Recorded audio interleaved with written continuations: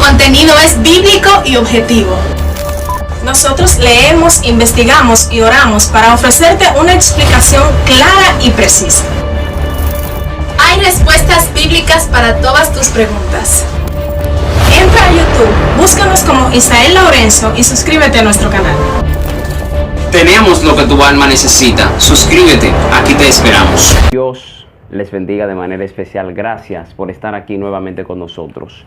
Hoy queremos tratar el tema de la iglesia en la sociedad, función y misión. Entiéndase como iglesia al grupo de personas que normalmente se congregan en un templo, dígase estructura física, con la finalidad de adorar a Dios, con la finalidad de fortalecerse en la fe y con la finalidad de interactuar entre hermanos.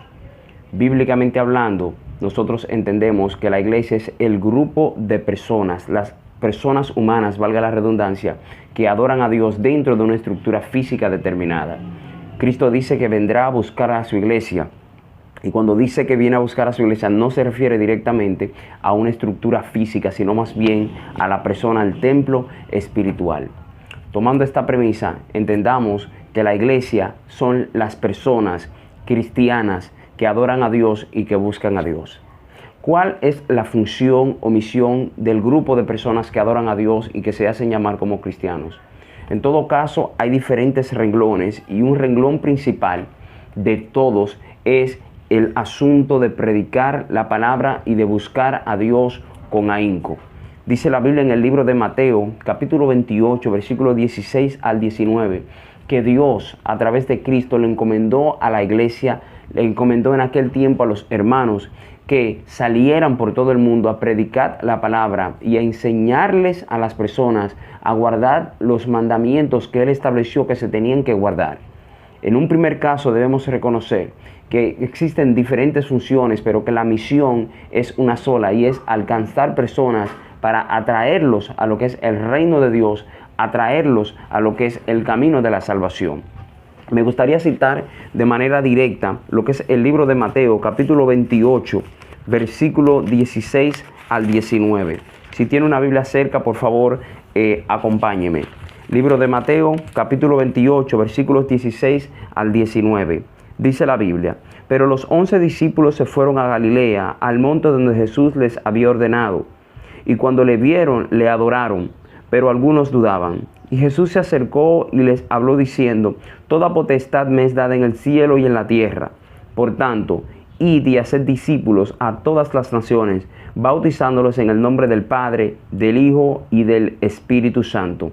Esto se conoce normalmente en la iglesia a través de los tiempos como lo que es la Gran Comisión. Y es la misión objetiva de la iglesia. Es la misión directa de la congregación.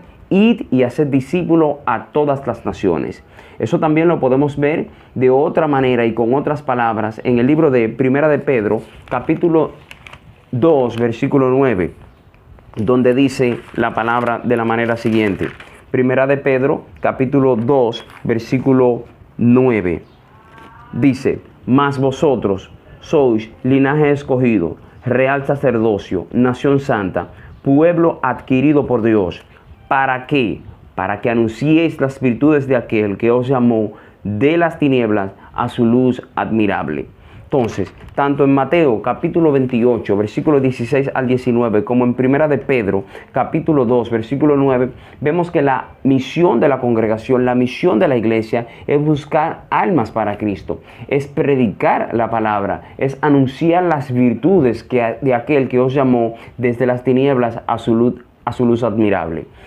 Basados en esa misión, nosotros tenemos la esperanza de recibir a Cristo. Tenemos la esperanza de una segunda venida de Cristo. Y lo podemos ver en Mateo capítulo 25, versículo 13, cuando después de hacer la ilustración de las 10 vírgenes, en el versículo 13 del capítulo 25, Dios dice de manera clara: velad pues, no sabed ni el día ni la hora en que el Hijo del Hombre vendrá a la tierra. Misión: predicar la palabra. Visión: alcanzar personas para Jesucristo. ¿Con qué esperanza? Con la esperanza de que venga el Maestro. Pero como no sabemos ni el día ni la hora en que el Hijo del Hombre vendrá a la tierra, nos mantenemos a la expectativa, viviendo en un mundo en el cual la vida espiritual se hace sumamente difícil. Entonces, mientras realizamos nuestra misión, mientras cumplimos con nuestra visión, ¿cómo se debe comportar la iglesia aquí en la sociedad? A lo que Cristo llega, a lo que Cristo se manifiesta, o en contraposición a lo que nosotros vamos al reino de los cielos, al perder nuestra vida aquí en esta tierra, al fallecer aquí en esta tierra, ¿cómo debe ser mi comportamiento en ese lapso de tiempo que se comprende entre un hecho y otro? La Biblia nos llama de manera directa a comportarnos en medio de la sociedad, a comportarnos en este mundo de una manera apropiada, de una manera justa, de una manera casta, siendo personas que con nuestras acciones en medio de la sociedad nos comportemos bien y nos demos a entender como personas de bien y como parámetros a seguir. Veamos lo que dice el libro de Filipenses capítulo 4 versículo 5. Dice de manera clara: vuestra gentileza sea con todos los hombres. Y si denotamos el término gentileza, vamos a entender que se refiere a amabilidad, que se refiere a educación, que se refiere a piedad, que se refiere, en otras palabras, a un buen comportamiento. El apóstol Pablo, cuyo apóstol fue quien escribió casi la mayoría de las cartas que hoy se utilizan para enseñar a la congregación, dio a entender de manera clara la necesidad que todos nosotros tenemos de mostrar nuestra gentileza delante de todos los hombres, no para que nos elogien por eso, sino más bien para que el hombre sea beneficiado con esa acción y del mismo modo sea Dios glorificado y el hombre sea atraído a través de nuestras acciones a ser parte de lo que es el reino de Dios y el camino del Señor. Filipenses 4, versículo 5, dice de manera clara, el versículo 4, regocijaos en el Señor siempre. Otra vez digo, regocijaos. Vuestra gentileza sea conocida de todos los hombres. El Señor está cerca. La iglesia está llamada a ser gentil. Gentil en el sentido no de la conducta, sino más bien de la conducta espiritual que se asemeja al libro de los Hechos y que se comprende como una conducta mundana, sino más bien gentil en el sentido de la gentileza, del trato, de la amabilidad, del buen vivir en sociedad, de la comprensión, de la amabilidad y de la empatía. Romanos capítulo 12, versículo 18. ¿Qué nos enseñan las Sagradas Escrituras? Si nos vamos a Romanos, veremos que Pablo da otro mensaje a la congregación y les da a entender algo claro, objetivo y de sumo interés. Romanos capítulo 12, versículo 18 dice: no paguéis a nadie mal por mal, procurad lo bueno delante de todos los hombres. Si es posible, en cuanto dependa de vosotros, estad en paz con todos los hombres. Escuche bien lo que dice el versículo 17. No paguéis a nadie mal por mal. Procurad lo bueno delante de todos los hombres. Si es posible, en cuanto dependa de vosotros, estad en paz con todos los hombres.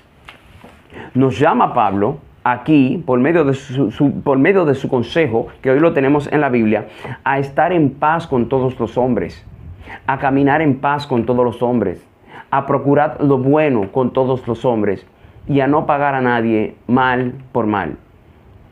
Al Pablo utilizar esa expresión en esa parte de las Escrituras, no se está refiriendo directa o únicamente a las personas que forman parte de la iglesia en aquel tiempo, dígase la iglesia de Romanos, sino más bien utiliza el término todos, que engloba todos los miembros, valga la redundancia, o cada uno de los miembros que forman parte de la sociedad en la cual se encontraba aquella iglesia, y no era solo y únicamente los cristianos, sino personas no creyentes también debían ser tratadas con gentileza, con amabilidad y con afabilidad. Entonces, ¿cómo se está comportando usted siendo cristiano, llamándose cristiano en la sociedad a la cual usted pertenece? ¿Cuál es su forma de ser? ¿Cuál es su forma de caminar? ¿Cuál es su forma de actuar? ¿Cómo se está comportando con los vecinos? ¿Es usted gentil?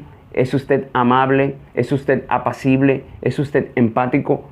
Todos estos son factores que nosotros debemos de tomar en cuenta para el buen vivir de la sociedad y para el buen vivir en un estado de derecho con las personas que son cristianas y aún más con las personas que no son cristianas, porque a través de nuestras acciones es posible que Dios también sea glorificado, que Dios también sea bendecido. Libro de Proverbios. Vamos a ver qué dice el libro de Proverbios, capítulo 3, versículo 27. Libro de Proverbios, capítulo 3, versículo 27. Dice de manera clara: no te niegues a hacer el bien a quien es debido cuando tuvieres poder para hacerlo. No te niegues a hacer el bien a quien es debido cuando tuvieres el poder para hacerlo. O sea, me está diciendo que yo debo hacer el bien a quien es debido. ¿Y a quién es debido hacer el bien? Si te vas a la Biblia, cuando Cristo dice de manera clara que debemos amar a nuestros enemigos, y si te vas a la Biblia cuando Pablo dice que no paguéis a nadie mal por mal, se está dando a entender de manera clara, y así lo podemos entender, así lo podemos comprender, que debemos hacer el bien a quien es debido. ¿A quién es debido hacer el bien? A todo el mundo hay que hacerle el bien. Todos los seres humanos merecen que nosotros le hagamos el bien. Aún el mismo Cristo, cuando le estaban haciendo mal, allá en la cruz del Calvario, en el Gólgota, Él decía: Padre, perdónalos porque no saben lo que hacen. O sea, aún hasta los propios enemigos de Cristo, Él tuvo la idea, Él tuvo la actitud, la forma de aún a los que le hacían el mal, Él hacerle el bien. De modo que la Biblia nos llama concomitantemente, más de un verso bíblico, a que nos portemos bien y que seamos miembros ejemplares de las sociedades a las cuales nosotros pertenezcamos respectivamente hablando. Entonces, tomando Filipenses 4:5, Romanos 12:18 y Proverbios 3:27, nos llegamos a la idea, arribamos a la idea de que la iglesia se tiene que portar bien en la sociedad y de que la iglesia debe ser ejemplo de conducta, ejemplo de palabras y ejemplo de acciones, aún con las personas que no son cristianas, aún con las personas que no profesan nuestra fe, aún con las personas que todavía no buscan de Dios como la Biblia dice que se debe buscar. Y demás, yo creo que desde esta ventana estaría mencionar lo que dice Santiago capítulo 1 versículo 27, cuando dice que la verdadera religión y sin mácula es ayudar a los huérfanos, es ayudar a las viudas, en otras palabras, es ayudar a los pobres. En tu sociedad, en tu barrio, en tu trabajo, donde quiera que tú estés, tienes que formar parte del bien. Tienes que colaborar para que las cosas funcionen de manera apropiada. Tienes que colaborar para que todo funcione como debe funcionar. Y tú debes ser un ejemplo de conducta, de actitud, de forma y de palabra. Romanos capítulo 13, versículo 1. ¿Qué dice la Biblia? Dice la Biblia y nos aconseja sobre el sometimiento que como iglesia nosotros debemos tener ante las autoridades, que dice la Biblia que Dios ha permitido que establezcan las leyes y que establezcan las normas aquí en esta tierra. Y eso está claro en el libro de Romanos capítulo 13 versículo 1. Lo leo. Dice: sométase toda persona a las autoridades superiores, porque no hay autoridad sino de parte de Dios, y las que hay por Dios han sido establecidas. Función de la iglesia: colaborar con el bien de la sociedad. Función de la iglesia: mostrar un buen comportamiento en la sociedad. Función de la iglesia: ayudar a los necesitados y ser personas de bien dentro de la familia, dentro del trabajo, dentro de la escuela, dentro del barrio y donde quiera que ellos formen parte de una forma u de otra. Tu misión, que es lo que casi siempre la iglesia tiene presente, está bien, y es predicar el evangelio, es anunciar las sagradas escrituras, es tratar de enseñarle a los demás lo que Dios quiere que la gente haga mientras estemos en esta tierra. Esa es la misión, y la iglesia siempre se ha encargado de mostrar su misión y de realizarla, enviando misioneros, predicando en los barrios, haciendo actividades. Ahora bien, la función que debe enseñar o la función que debe mostrar dentro de la sociedad algunas veces no lo hace, y eso ayuda a que la percepción que las personas tienen de la misión sea un poquito errónea. ¿Por qué? Porque tenemos creyentes que predican pero que se portan mal en el barrio. Tenemos creyentes que predican pero que no ayudan al vecino. Tenemos creyentes que predican pero no se llevan con el papá ni con la mamá.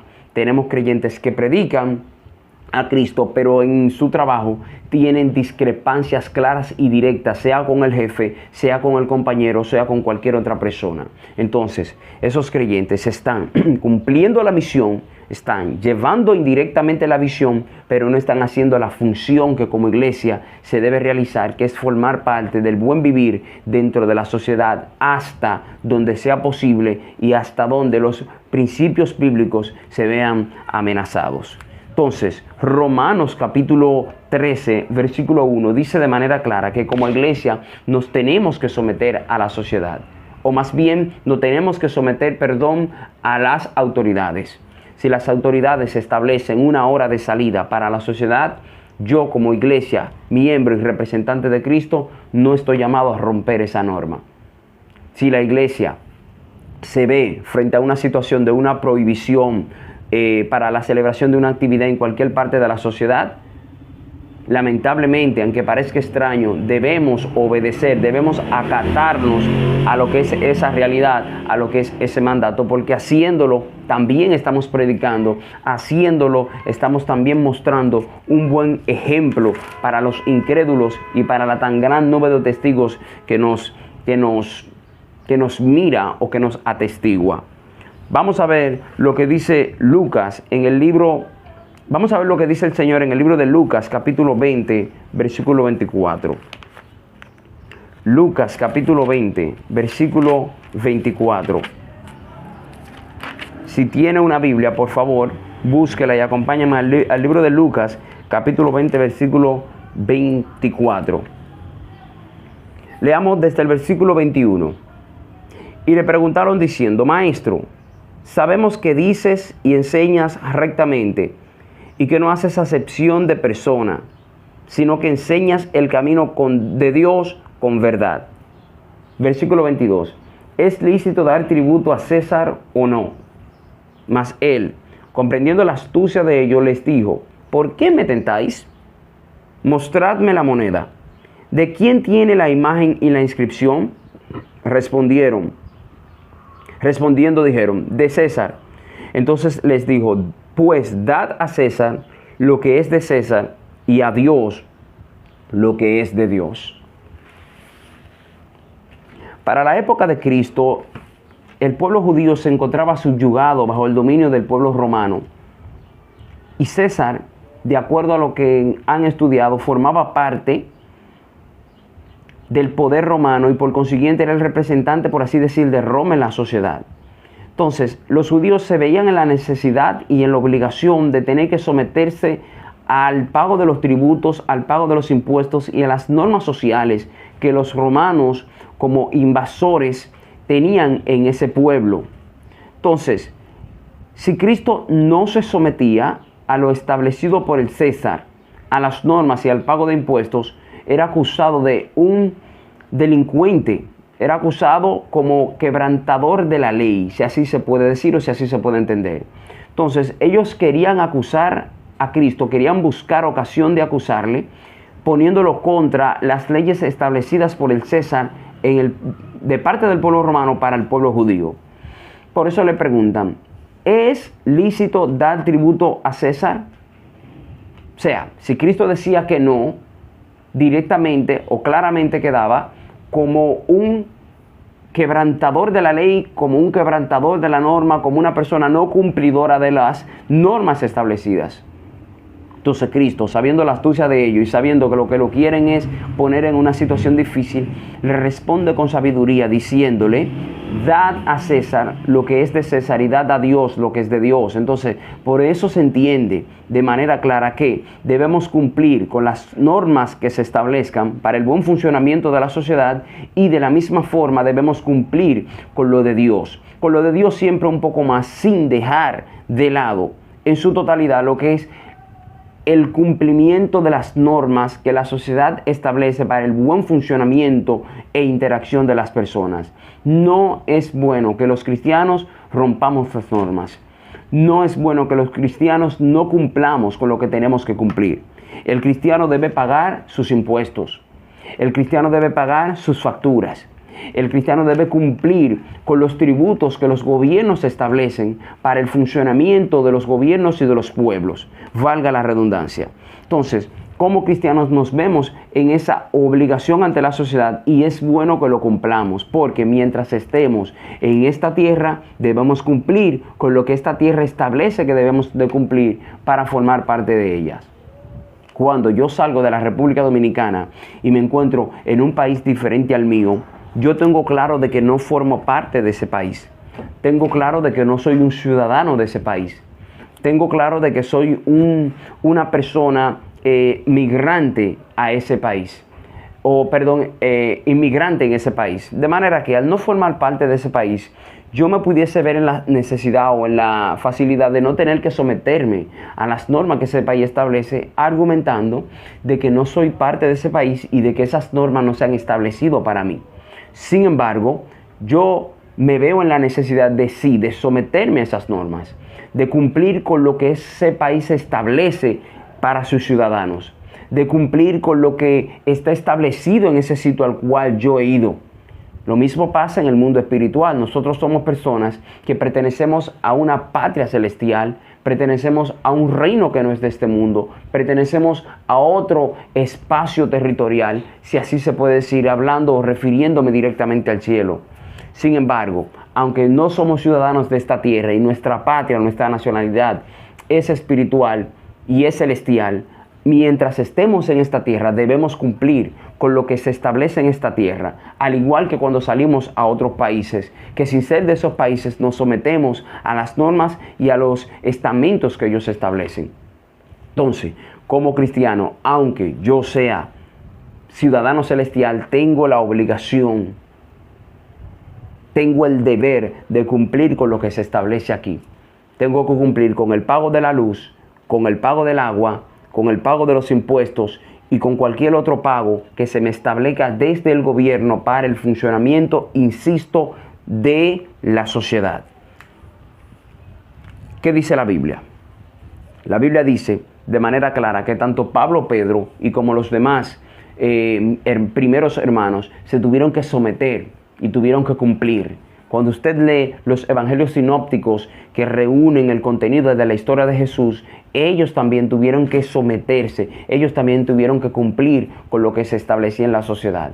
Entonces, desde el punto de vista judicial, el cristiano debe cumplir con las leyes establecidas. Desde el punto de vista comunitario, el cristiano también debe cumplir y debe ayudar y debe unirse a lo que son las luchas sociales que van en beneficio de la misma comunidad, siempre y cuando la lucha sea justa, siempre y cuando la lucha sea honesta. Martin Luther King, ese gran pastor bautista de los Estados Unidos, que tuvo un gran discurso y una gran lucha, ese gran discurso conocido como I Have a Dream, luchó por el derecho de ¿quiénes? De los negros en el pueblo de los Estados Unidos. Si Martin Luther King no se hubiese enfocado en esa parte de su función como miembro de la iglesia, es posible que se hubiese postergado durante más tiempo el maltrato que recibían las personas de color en los Estados Unidos para aquella época. Entonces, Martin Luther King, siendo una persona cristiana, luchó a favor de ¿qué? Del buen desenvolvimiento y del buen trato de las personas de color en su época y pudo lograr muy buenos resultados, aunque quizás sus ojos no vieron lo que él o por lo que él luchó. ¿Qué nos queda? Nos queda el legado de que así como Martin Luther King, nosotros debemos comportarnos, nosotros debemos luchar y nosotros debemos colaborar para que los derechos de los seres humanos sean bien respetados y nosotros formar parte de ese conglomerado a los fines de vivir en un estado libre y de derecho mientras nosotros estemos en esta tierra. Dice la Biblia en el libro de Timoteo, segunda de Timoteo, capítulo 13, del 16 al 17, de que toda la palabra, de que toda la escritura es inspirada por Dios. Y me gustaría buscar este versículo. Si tiene una Biblia, por favor, acompáñeme al libro de segunda de Timoteo, capítulo 3, versículo 16 y versículo 17. Dice: toda la escritura es inspirada por Dios y útil para enseñar, para redarguir, para corregir, para instruir en justicia, a fin de que el hombre de Dios sea perfecto, enteramente preparado para toda buena obra. La Escritura te forma, la Escritura te perfila para toda buena obra. Te perfila para la principal misión de la iglesia, que es predicar y enseñar las Escrituras y el reino de Dios, y te perfila para tu comportamiento dentro de la sociedad, haciéndote partícipe de toda buena obra que se realice en la sociedad. Estoy llamado originalmente a formar parte de todas las actividades de la congregación, porque alimentan mi vida espiritual y desarrollan mi hombre interno, mi hombre espiritual, tal como lo dice Pablo. No obstante, la Biblia no me excluye de mi participación en la sociedad respectivo a lo que tienen que ver con buenas obras sociales, respectivo a lo que tiene que ver con obras honestas, obras justas, obras de buen vivir, obras con educación. ¿Y cómo podemos recapitular o afirmar esto de una manera más concomitante? Toda nuestra programación está orientada a edificar las vidas de nuestra audiencia. No olvides compartir este video para que juntos seamos de bendición a más personas